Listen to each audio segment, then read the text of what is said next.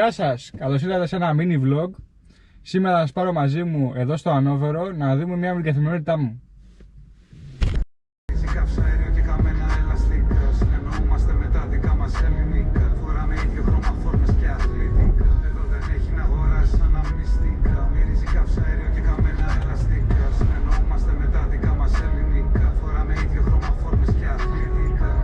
Βρισκόμαστε στο Lights Center.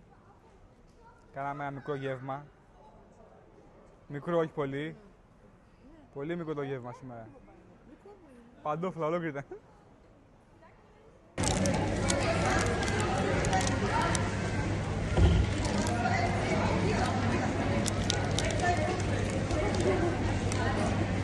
Ένα φίντονερ.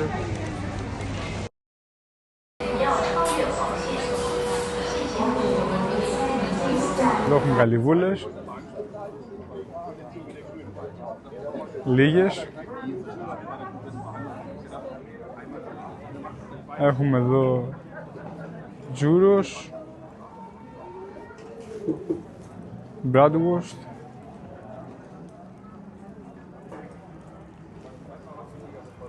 και ζαχαρωτά. Για σβήσιμο ένα καφεδάκι, double espresso και ένα cookies. Μικρό cookies.